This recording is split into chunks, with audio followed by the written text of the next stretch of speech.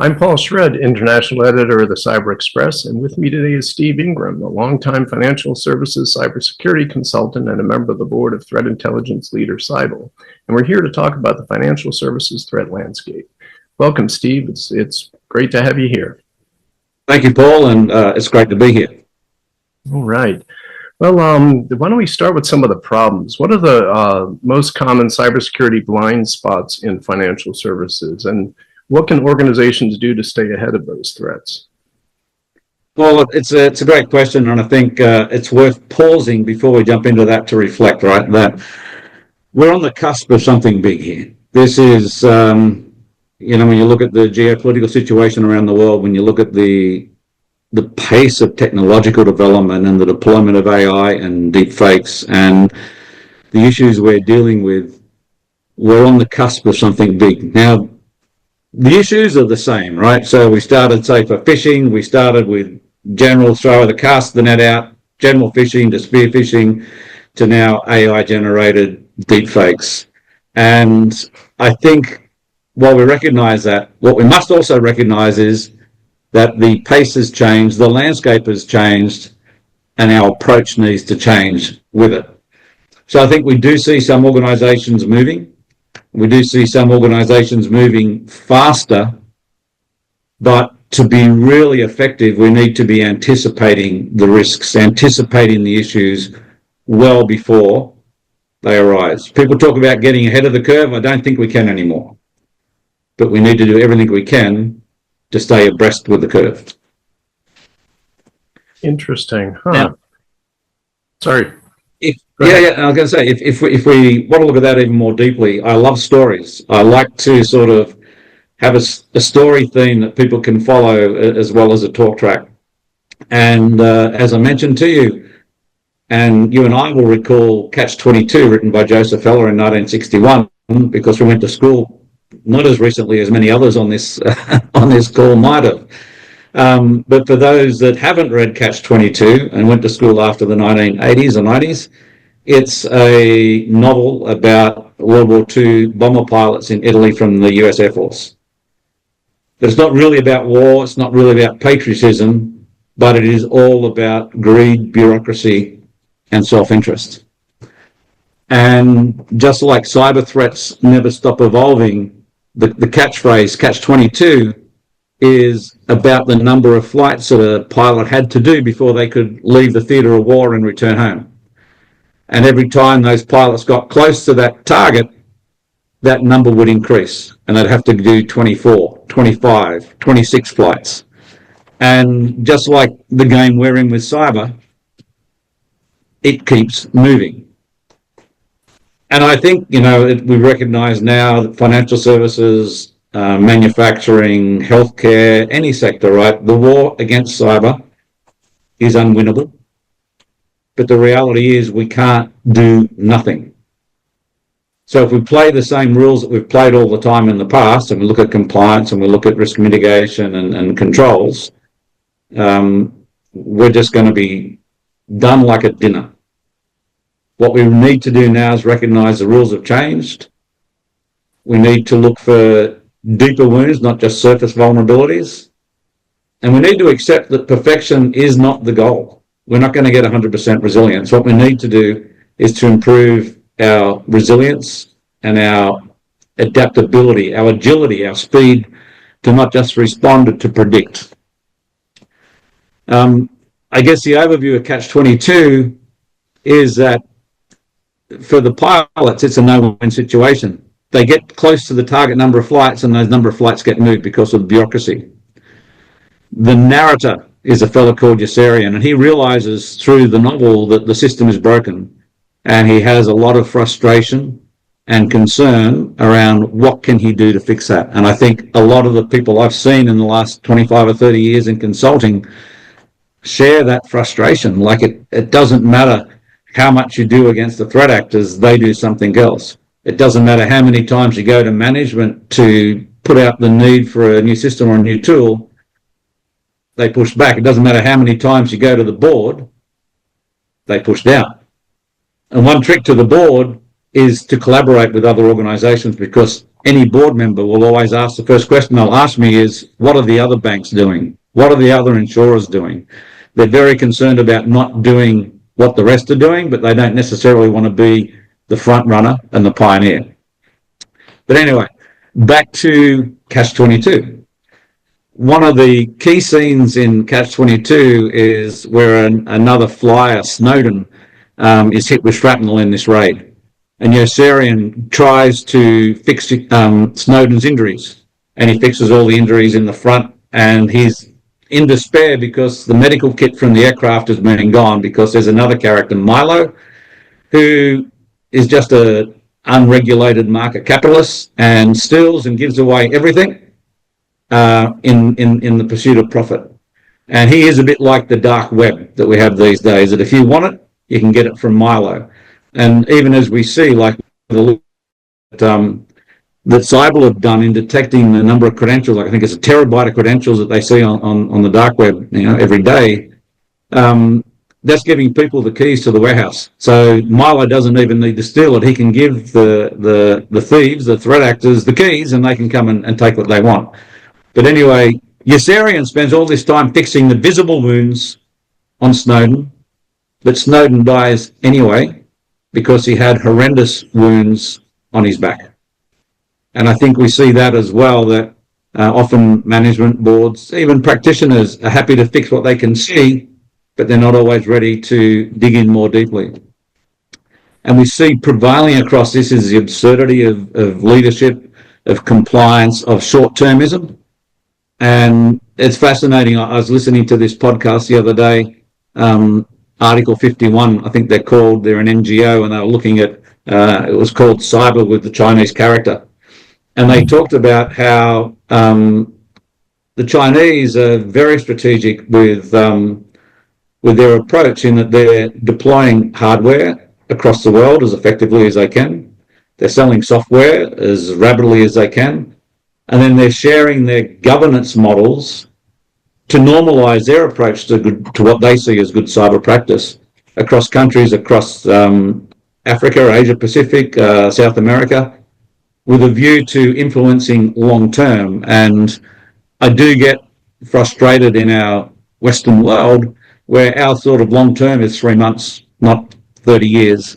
And we don't have that same level of collaboration and cooperation that we should have. And I think that ties back into Catch-22. It's all around just getting through the here and now, and it's going to be someone else's problem later. So we'll move on. And I think the climax is that Yossarian realizes the only way to win the game is to play differently. And in his case, he leaves the Air Force, he deserts. Well, we're not saying we desert, but we just need to think about how do we do things differently and not just do what we've doggedly done consistently over the years. And I think the overall message is to accept the paradox, We won't win, but we still need to play. We need to play harder than ever.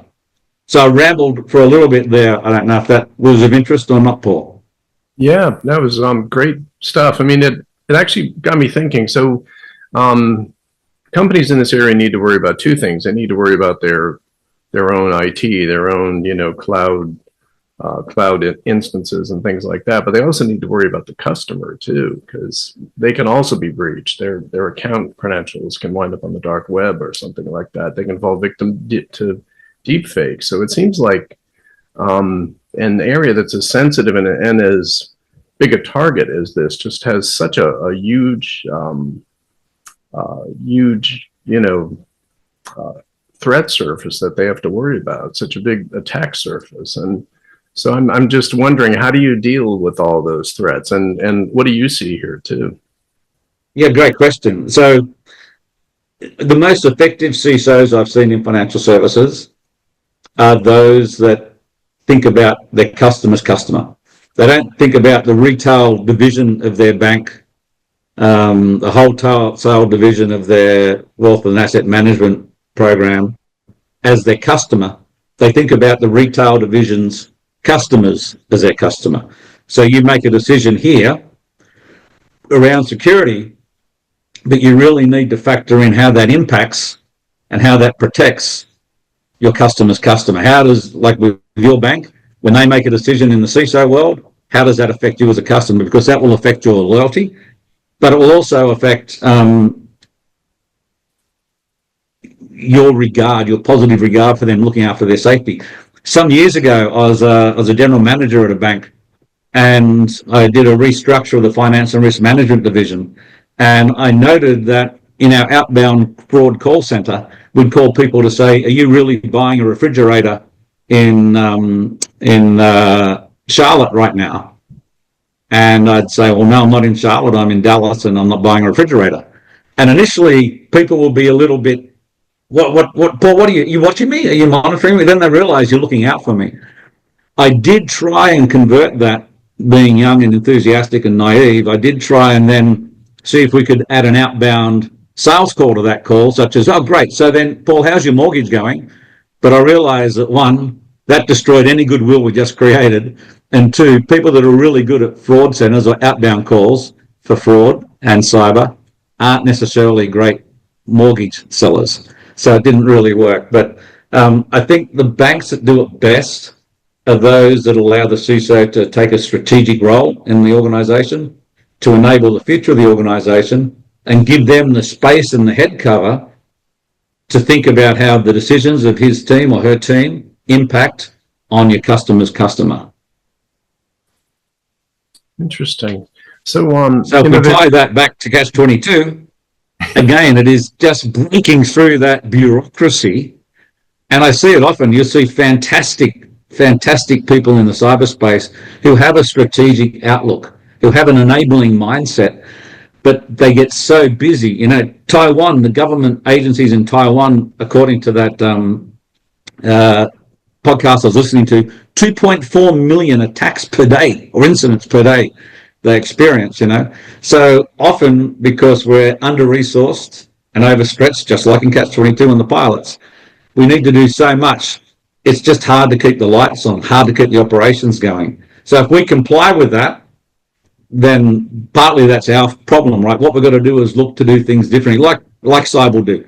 You know, get in on the dark side. Not that everyone should do this, but you need someone safe to go into the dark side of the web for you, an agent to go into the dark side of the web for you, and try and stop attacks before they're kinetic. Try and capture credentials before they become valuable to someone. Try and identify as soon as possible where you or your customers or your customers' customers have been identified, and act on that before they're compromised. Sorry, I'm getting excited. Yeah, no, thanks. That's some great info. So you mentioned some things that they can do. You know, just a kind of a side thought here, but it seems to me that this is one area where I see more prescriptive regulations than any other. Like if you've seen, I don't know, it's like maybe it's FFIEC and SEBI in India. There's, you know, there are these long documents of everything that they're supposed to be doing, but you know, but that kind of seems to fit your view that we're being frozen kind of into a way of reacting. And I'm wondering if there are other directions you think people should be going in. Are there other measures they should be, you know, they should be implementing in cybersecurity? There's two dimensions to that question. One is, yeah, regulation is typically the dumbest common denominator, not the best. And when I worked in financial services with EY, and I ran that for the Americas, you know, you'd see in banking, the regulations would come out, have to spend $10. And so they go, well, how do we spend $10 now and quickly, and let's get this issue off our back and let's move on. In the wealth and asset management area, to be that's $10. Let's do that, but how do we turn that $10 into 15? And in insurance, it'll be that's $10, but can we do it for 8? You know, there was different mindset, and that's the challenge of regulations, that you're covering a big, broad field. And then even within banking capital markets, from huge monolithic organizations to small community banks, it's hard to get a set of regulations that covers everyone. But that's the sad thing too. People then rely on the regulations. They'll you know, I've seen so many organizations have to spend tens of millions of dollars and disrupt their organization in an incredible way while they repair their identity and access management programs. reality is they shouldn't need the regulator to tell them that they've got to repair their identity and access management programs, right? That should be something they do themselves as good practice. But the problem is people, if it's heavily regulated, people rely on the regulations and they'll say, well, wait for that. Instead of investing up front and not having that burden and not having that business disruption, they wait till they have to do something. And again, it comes back to catch-22. Let the bureaucracy guide us. Let's not, drive a course ourselves.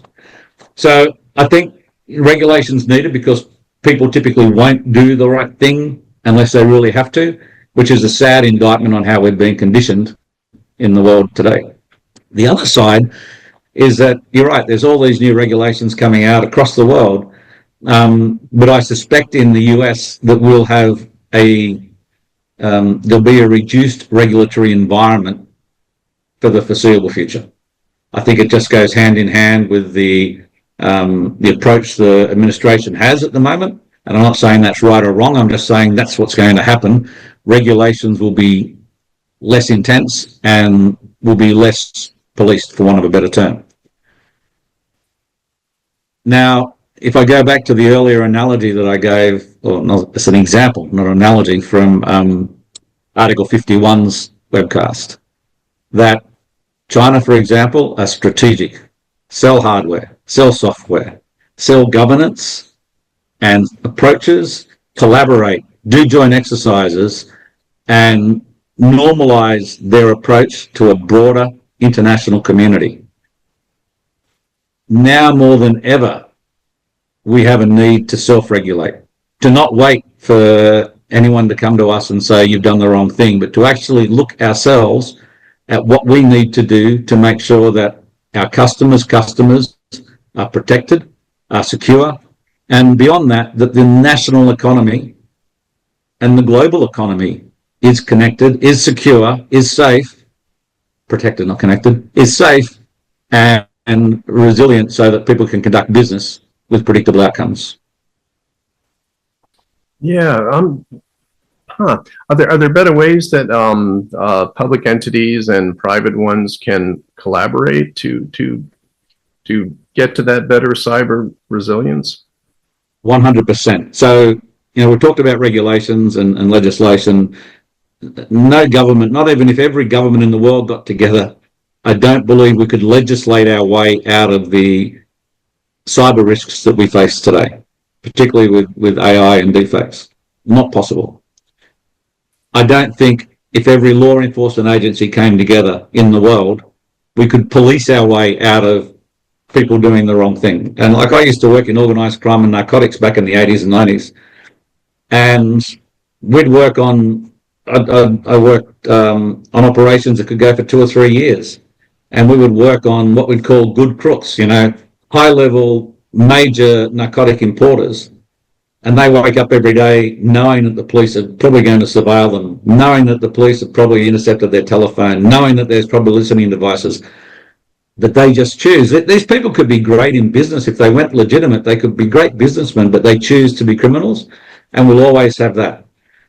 So you then come to the third dimension of this triangle, which is the private sector. I think if we can bring the law enforcement, the government, and the private sector together more collaboratively, we've got a better chance of making our economic system more resilient, of making our national economy more reliable through that collaboration. In the US, we've got the ISACs, the FS ISAC I'm going to next week in New Orleans, and that's a phenomenal organisation, and it brings people together. And there's, I think, another 20 or so ISACs around. But what we need is more collaboration between all of these and internationally to work together. I spent the last 2 years, I was in Australia in 2017, 18, really trying to drive the joint cybersecurity centres and more collaboration between the private and public sector. And I think it had good headway. But again, we need to make sure there's systemic responses, not heroic responses. And I don't think we had enough time to systemize it, but certainly they're moving in the right direction for that collaboration. So I'm not sure if that answers your question.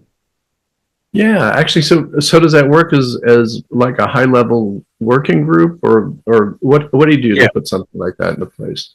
Yeah, so you have like a joint cybersecurity center, which is say a board, and you have law enforcement, government, and private sector representation.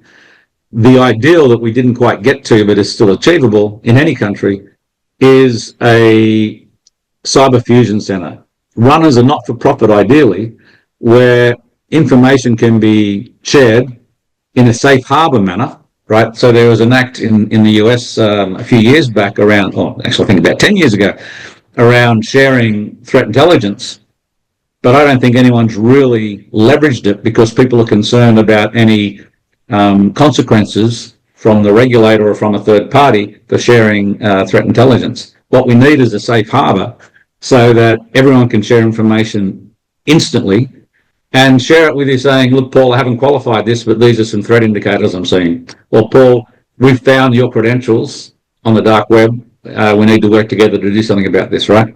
I had some people said, well, we can't do that because the threat actors will know what we're doing. And I said, what will they know? They will know that we know what they know. What's the problem, right? I don't see the negative. But I think an ideal would be a non-for-profit cyber fusion center that just ingested and shared threat intelligence almost in a real-time basis. Yeah, that's a really good point because that stuff is out there. So so basically anyone could go find it if they really wanted to. Yeah, yeah. So So you look at some yeah, of the work that Cyber will do, like in the info stealers and the cybercrime ecosystem, right? It starts with phishing emails, goes to stolen credentials, moves on to people gaining initial access. There's an access broker that will share that and sell that and goes on to ransom affiliates and then the cybercrime forum. Every step in that process, there was an exchange. It's not one person from start to finish doing that. It gets moved around just like it is in a market, right? Just like if you're originating a mortgage, you've got the broker, you've got the originator, you've got the underwriter and so forth. It's the same. So at every one of those interchanges, there's an opportunity for cyber, for example, monitoring the dark web to identify that action and to stop an attack before it actually becomes kinetic. If you could share that sort of insight and that sort of information quickly and without fear of harm, we'd be in a much more resilient market.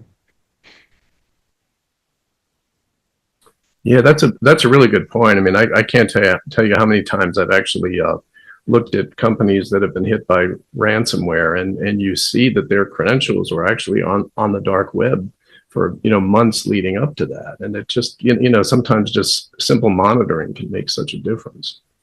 And so many incidents, major incidents that have been recognised throughout the years. It's like overnight. It might be Equifax or whatever, but it wasn't overnight, and it was known for some time before it was became public, and the damage continues. Right, the damage continues, and it could have been stopped sooner or quicker.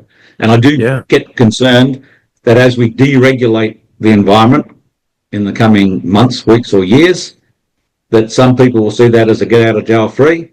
But I think you're just really not doing the right maintenance on your security, and we're opening the doors for more threat actor activity. We need to regulate ourselves honestly and with integrity. Yeah, I mean, I would assume that in finance that that customer opinion matters more. I mean, if you wind up getting breached and and you've got people's money, that's going to scare them, and they might look elsewhere. So I would hope that customer pressure, or or the desire to be seen on good terms by them would be a motivating factor here. I think it was at one stage, and I think organisations realise now that it's so prolific that it's Paul got attacked this week, it's going to be Steve next week, it'll be Binu the week after. So as much as it does give you bad press for a short period, it's typically not that long that someone else takes the mantle. Certainly you would have some percentage of your customer base would move on because they were so aggrieved by the actions, but it's not as widespread as you might have thought in the past. So again, it's important for those in the CISO community, for those cyber practitioners, to really be looking at enabling the business, sharing their thoughts with their colleagues across the organization on how they can help enable the business and looking at the positive outcomes, not just stopping, but actually enabling. Okay, let's talk about partners for a little bit, like with all the cloud services and fintech partners and things like that. What can financial institutions do to strengthen third-party risk management? Are there things they can do there as their partner network grows? Sure. Again, don't go. I don't think it's as bad as it was, say, 10 or so years ago. But outsourcing a process doesn't outsource your problem. It's still your brand attached to that outcome at the end of the day. So you need to make sure that you're treating your partners as attentively as you would your own systems in your own organisations. That you are really, demanding that you've got a right to access and test, and that they can validate the security that they're applying. It's a great threat vector for attackers, because instead of going from one to one, you can go from one to many, as we've seen. And I think SolarWinds and such were great examples. But again, it's incumbent on those service providers to alert their customers as quickly as possible, instantly almost, and even on the basis that not validated yet, but this could be the problem. And I think more, that's what I'm looking for, more scrutiny, more, don't tell me, show me. Don't just accept trust, but earn the trust and really prove that you've got the right systems in place and you're looking after me and my customers and my customer's customer. Yeah, we've touched on so many different problems here and challenges. Is there any way to break it down and give people some basics that they should be doing?